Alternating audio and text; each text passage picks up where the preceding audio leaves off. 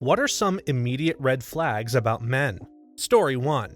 This is one most women learn themselves around high school, but still worth mentioning now. If he's an a-hole to everyone but you, that doesn't mean he thinks you're special. It means he is an a-hole but knows how to not be one in order to get laid. This is mostly the reason why apparently the pretty girl with issues falls for the a-hole. They like to feel special, and there's nothing more special than being the exception to the rule. Also, a-holes don't hear no, they hear try again. So a good guy will back off and move on, and an a-hole will constantly keep coming back and trying. Playing hard to get is a foolproof strategy to filter out anyone who respects what you say. Couldn't have said it any better myself. Story 2.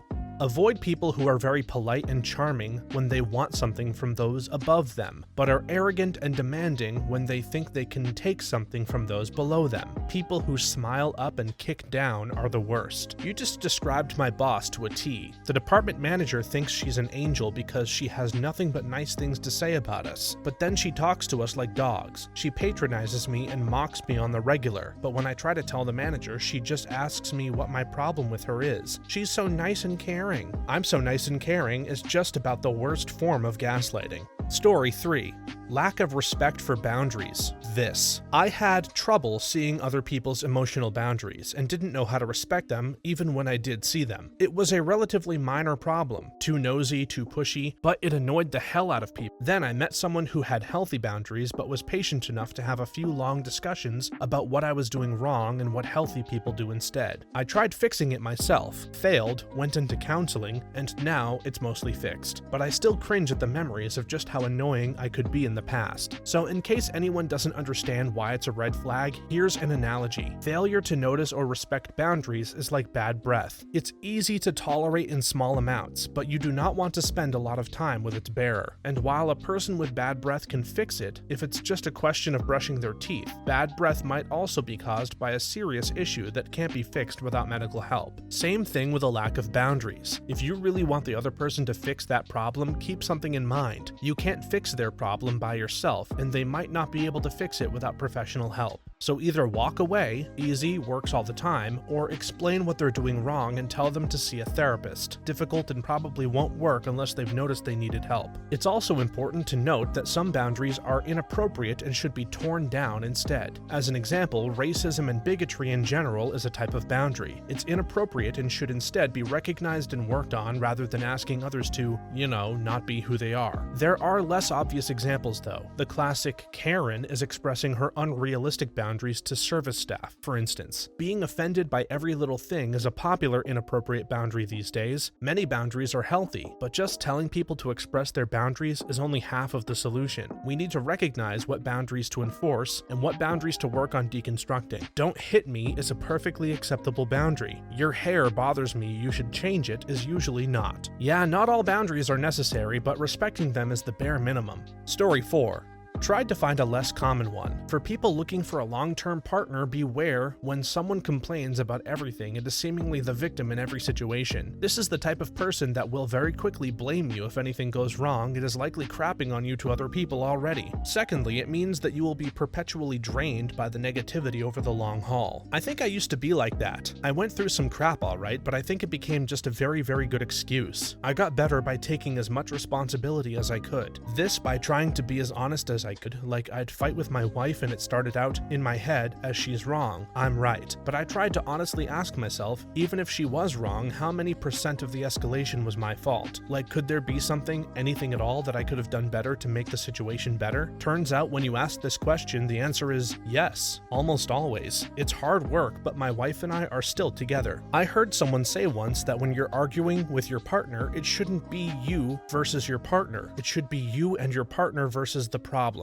As you said, in almost every situation that leads to a fight, both parties are to some extent responsible. And if both people can identify where their responsibility lies and work to better themselves, it will help your relationship immensely. Me and my wife both grew up with parents that fought each other to win, and it often got nasty. And in an effort to not end up like that, we have solved a lot of our problems in our marriage by working together. It's almost not worth arguing with some people. They'll never admit to any fault at all.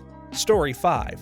Refusing to admit that they could possibly be wrong. I have seen many men get super frustrated and aggressive over the idea that they could be possibly wrong about something. To add on to this, many of these same men, when presented with the proof of them being wrong, will either deflect or make it seem like it doesn't matter and that you are making such a big deal about this. We are all humans, and we all make mistakes. I feel that many of these men feel stupid and less manly if they are feeling wrong about something. Being able to accept your mistakes and move on is a healthy trait. The opposite side of this is far worse. Someone who gaslights you into believing that you never admit that you're wrong or don't admit to your flaws. When someone is stubborn and won't admit they are wrong when they clearly are, it's obvious to everyone and easy to know when you should just walk away. When someone tries to convince you that you are stubborn and never admit to being wrong, even when you do, and that they are the one who keeps having to do it, it can be very difficult to see through their bull, and you can start to doubt your own self-awareness. I had this experience. The reality wasn't that I would never admit I was wrong, it was that I was bringing up the behavior of his that bothered me, yet he almost never brought up in non-passive aggressive ways things about me that bothered him because he couldn't speak to his own needs. This left him feeling like I was always right and that he was always wrong, yet it was entirely manufactured. He'd lump in differences of opinions and feelings into the right/wrong conversations, which don't even belong there. I got labeled as always having to be right, even though in most situations I was the first one looking for evidence to either support or refute my stance, and I had no problem changing my stance if I was wrong. Oh, but then I'd get crap for changing my mind all the time. There are way too many men who don't realize they're extremely narcissistic. Story 6. Suddenly flying off the handle at a minor inconvenience. It's one thing to stub your toe at the end of a bad day and give the table a whack. It's another if every moment of stress or misfortune triggers rage. My husband has severe anxiety, and I have spent our entire relationship mitigating all of those little inconveniences that can send him spiraling. He doesn't rage, he just gets super anxious over what I consider the small stuff. For example, I do most of the driving because something as small as missing an exit can ruin his day. I handle all of our finances, do most of the cooking, and do all of the cleaning. I encourage and support his hobbies and basically just try to make his life as stress-free as possible, while trying to maintain my own well-being. I honestly wish he did the rage thing instead because I would have seen it as a red flag much sooner in the relationship, but I'm hopelessly in love with him and this is my life now. It can be really exhausting. Yeah, raging out over every little thing is definitely a red flag. Story 7. If he's cheating on someone else with you, he will absolutely cheat on you with someone else. When I caught my now ex-husband cheating, he confessed he had planned to move in with his affair partner, who was also cheating on someone, and he assumed they would both eventually cheat on each other and just bounce from relationship to relationship that way. He didn't like the idea, but he didn't think he had any other choice because if he was honest with women about his past, no one would want him. Glad I don't have that problem. I think this one heavily depends on if the cheating is the cause or the symptom of the problems, and if it's habitual and ongoing or a once-off. I cheated in a past relationship. I was unhappy for a multitude of reasons and our communication sucked. I was drunk one night with friends and ended up kissing one of them. Immediately knew the whole thing was a huge mistake, but what it also did was force me to confront the reason why I wanted to do it. I was unhappy, and I didn't know how to express that in a healthy way and communicate it to my partner. I broke up with him 2 days later. I never told him about it because I didn't want to hurt him and ruin his trust in people. I've worked on myself and never cheated in a relationship since then. 14 years and 3 relationships. Even currently, when I'm having really crappy, unfulfilling love with a husband who I'm increasingly resenting when he so much as breathes in my direction, we are divorcing and paperwork is sitting with the county clerk right now, I get irritated. I won't ever cheat again because I'm now able to articulate when I'm unhappy and communicate about it rather than just doing something that I know will explode the whole thing. I think that's the difference between the habitual cheater and someone who just happened to cheat once. You can't change a cheater's heart, that's for sure. Story 8. Controlling tendencies. Same for women, to be honest. I work in a bar. I saw a lot of first dates happening. I remember that one couple came to my bar for the first date. They played pool. The guy was showing her how to play. At first, it may look cute, but he was constantly telling her how to play, where to aim at the white ball. When she missed, he was taking the white ball back, replacing it until she hit it the way he told her to, every single time. My mind went, oh girl, hope you wake up because you will be in a lot of trouble. Well, sadly, they end up together. They came back to my bar a couple of times, and boy, he treated her like crap. The guy was absolutely toxic. If you go to a bar for your date, sit at the bar. When the guy goes to the bathroom, feel free to ask us what we think. We see things that you might not, and feel free to ask for our help if you feel uncomfortable or in a bad situation. We will help you. It shocks me how many men think controlling their women is a normal part of relationships.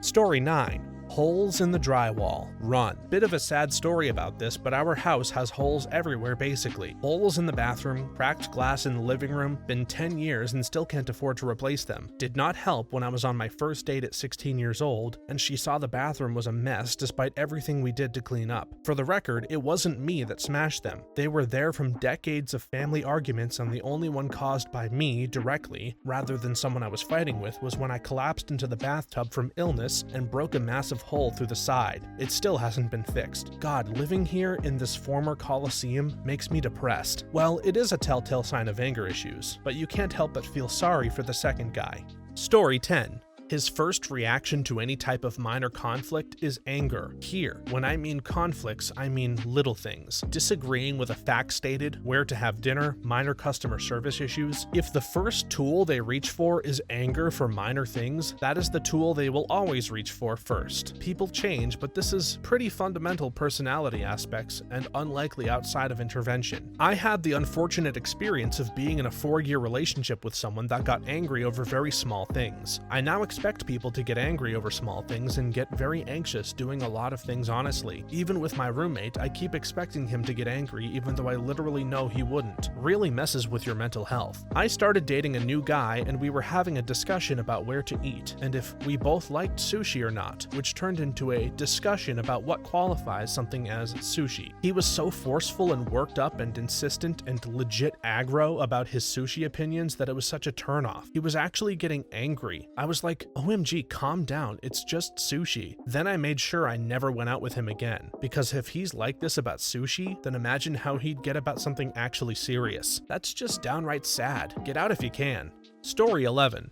If he wants to be with you, then he will be with you. Trust his actions, not his words. Amazes me how women let themselves get dragged along like this, not realizing they are one of many he is leading on. You might think you're special, but if a guy isn't committing to you, it's because he doesn't want to and is likely pursuing other options. Been there. Took me 6 years of both therapy and 6 years of a toxic relationship to get this. He was so insistent when he said, I do love you. I know sometimes it doesn't feel like that, but that's not what the truth is. When in reality, the truth is based on his actions, not the way he feels. If you removed your partner's words entirely and only studied the things that they did, then you can tell if that's true or not. And the reality that I've discovered is that I'm never taken on dates. I'm often gaslit, my boundaries are bowled over, and promises are almost always broken. I'm currently working through that revelation and the next steps. It's been a hard year. Guys are messed up in that they can be in a whole entire committed relationship with someone they don't actually like and still say I love you and mean it.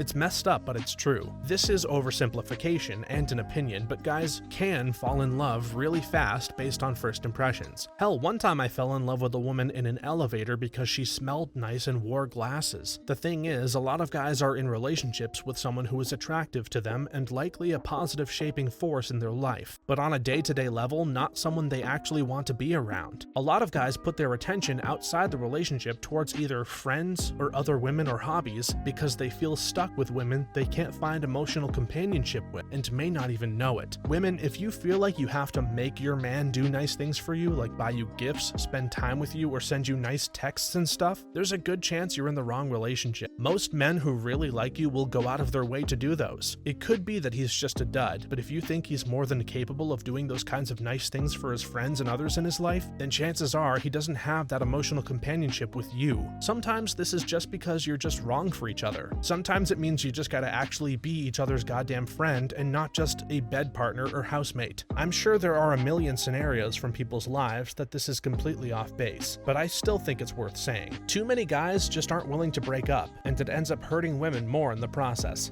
Story 12. How he treats people in the service industry. I couldn't exactly explain due to English being not my native language, but let's say he treats waiters like an a-hole and orders him or her around like they are beneath him. That is a clear red flag. You could not really find a better example of his lack of character. As a matter of fact, there's a saying in my friend group that I've always gone by. You can tell everything you need to know about a person from the way they treat waiters, animals, and old people. You hit the nail on the head with your assessment of treating waiters as if they're beneath you, and just because someone is performing a service for you does not make them your servant. Then there's the way you treat those who are defenseless and who aren't able to complain about you if you treat them badly. A person who is cruel or mean to animals will likely seek out people they can wield power over and then abuse that power or authority in such a way that they always get away with it. The boss who treats his employees badly, the cop who never faces any consequences for his extra aggression, the person who abuses their spouse and children to the point that they're afraid to report him. Dealing with old people often requires a bit of patience. Their tendencies can be annoying,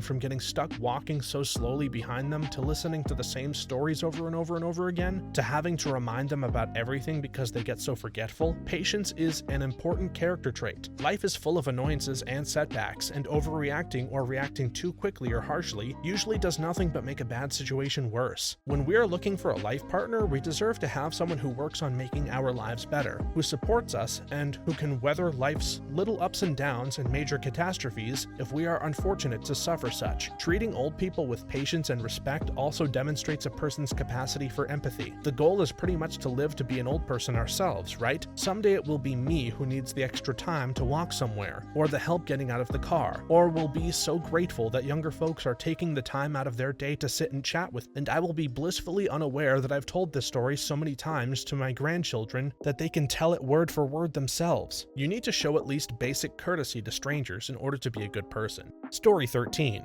How does he speak about others, especially past loves, especially ones that went wrong? If he dated 23 crazy witches, you're gonna be number 24. What's his lifestyle? If it's bars and clubs every single week, sometimes multiple times a week, don't expect stability. How does he manage communication when frustrated? Is he lashing out at you with blame and anger? That's gonna come out often and accelerate as time goes on. And this one is for everyone. The beginning of any relationship is the easiest it will ever be. If it's a rocky start, it's more than likely gonna be a rocky ride. The guy I dated before I met my husband was an all my exes are crazy witches guy. We only dated for a month, but when I look back on it, I can see that I absolutely acted crazy because of how he treated me. We always had some snide comment about my appearance or something I'd done. He would regularly bring up the fact that I wasn't at all his type. His type is short and thin, I'm tall and chubby, and then he cheated on me at the very end. It's always the ex that's the problem, never themselves. Story 14.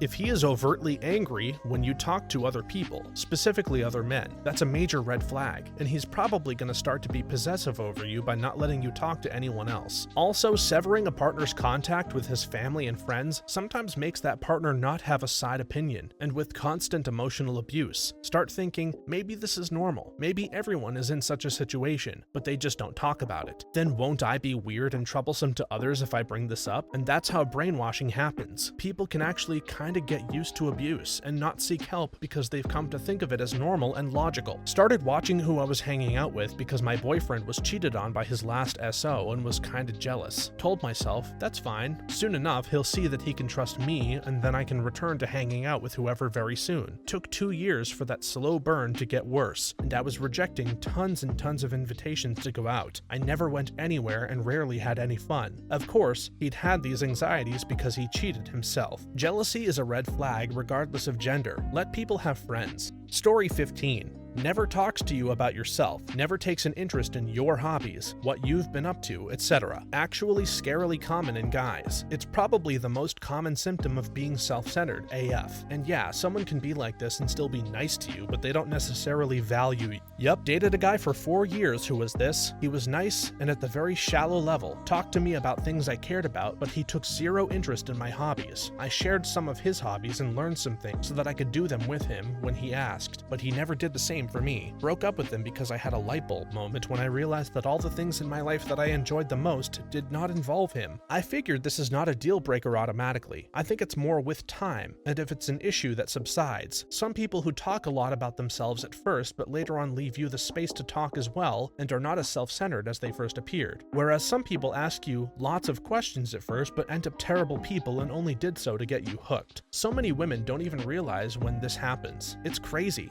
Story 16.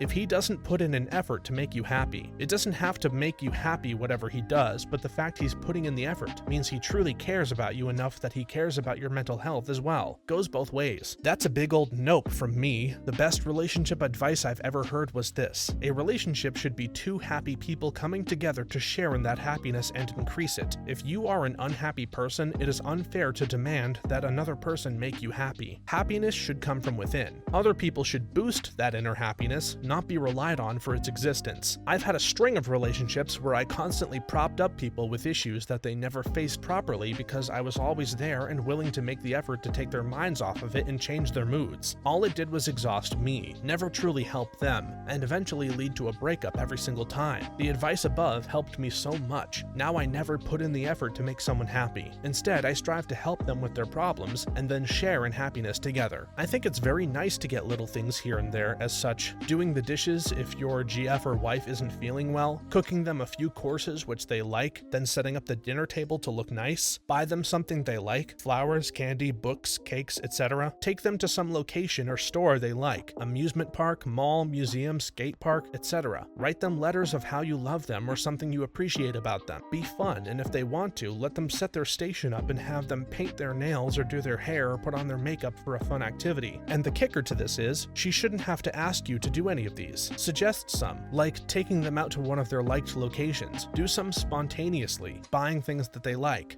Story 17. Tell you what to do, how you should think, who you should see, what you should eat or wear.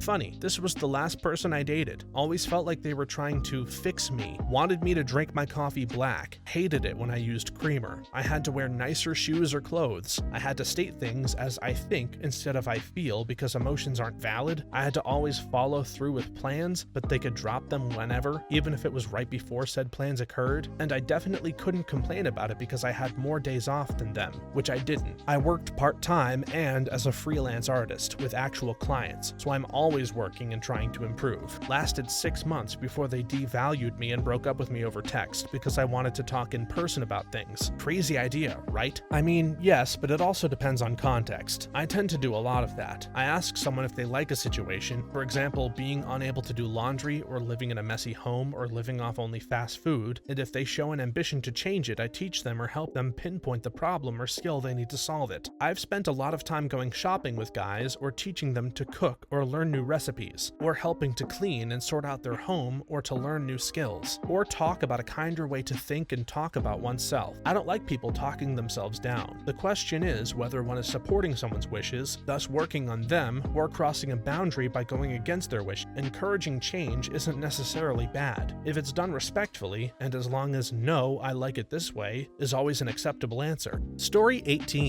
Anyone who makes it hard for you to have friends should make you run and never turn back. Learned this the hard way. I was in the UK in my gap year, spent the first 7 months meeting people and having fun. Then I met my ex. He totally isolated me. Since all my family were back home, I only had him and my friends, but he made it so I couldn't see them. It started out with him accusing me of cheating or turning up when I spent time with them. I would get upset because he would spend time with his mates at bars till the early hours of the morning, so he stopped seeing them. His choice, and said that because he couldn't, neither could I. But I told him I don't mind as long as you let me know when you'll be home. I tried meeting friends during the day, but his accusations became so much that I wouldn't even bother having friends. I even went on a walk with my housemate, female, when it all became too much and he started calling me and was stalking my iPhone location. I used to get upset seeing groups of friends on the beach laughing together as I was so lonely and trapped. Finally mustered the courage to leave him, which was hard because he was all I knew at that point. He also cheated on me, which is why he restricted me because he didn't want me doing the same. Glad I experienced it in a way, as it taught me to never put up with that again. I was young. I know this is supposed to be something girls need to watch for in guys, but this goes both ways. I was in way too deep, way too fast, and she got into my Facebook and deleted every single girl because if I was friends with them, I would be watching their every move because I wanted to sleep with them. This was not the case at all. Half of the girls deleted were family,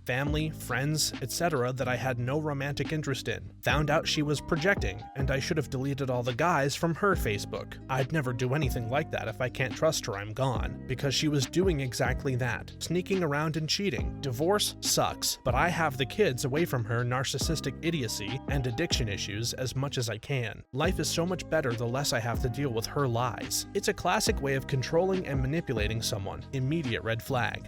Story 19.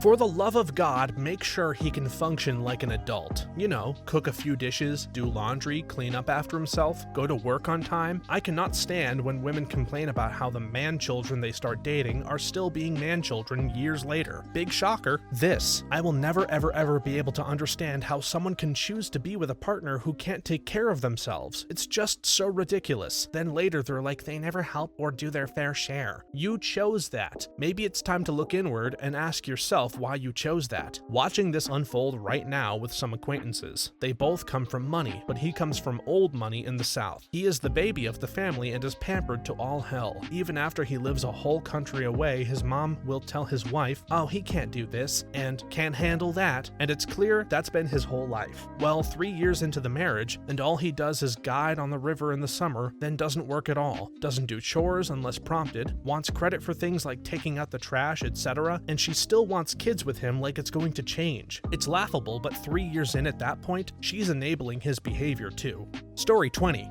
Tempers. Some guys you can see from a mile away that they have anger issues and are looking for fights. Guys who have not tried living without their partners, want to clean, cook, and take care of a man baby, can be okay, but be very careful before moving in together for any long-term solution. And guys who don't see women as people, they come in many shapes though. The Barney Stinson who will be charming and pick up all the girls but see them as objects. The nerdy guys who have never talked to a girl and think they're a different species. That rich guy being a sugar daddy, the poor guy who thinks girls don't know how hard it is since they can just talk flirty and get things. The last one is so true. Parents, teach your sons that women are just people. There are so many that clearly deep down believe they are some different species. There was a study that proved most women said they could be platonic friends with a man, but very few men said they could be platonic friends with a woman. It manifests in a lot of really harmful ways. I don't know how to talk to girls. Girls are all just gold-digging whores. Bros before hoes. I know how to pick up girls. I have had my own experiences with it many times throughout my life, being excluded from things with friends because I'm a girl and that somehow makes me different, or meeting guys that seem shy and sweet but finding out later they were just nervous about talking to a girl and they still don't see me as equal to them. I'm a flighty pretty bird to be lured, but once I'm caged, I'm just a bird. At the end of the day, women are human beings just like men. They have individual feelings and emotions, and no two are completely alike. They subscribe to gender norms as much as men do, but are unique just as much as men are. I can't believe I have to say that. Women are just people. Thanks for watching until the end. If you have a similar story that you would like to share, please leave it in the comments below. If you enjoyed this video, please leave us a like and subscribe if you haven't done so yet. For more videos like this one right now, stay tuned or stop by our channel. Thanks again and see you next time.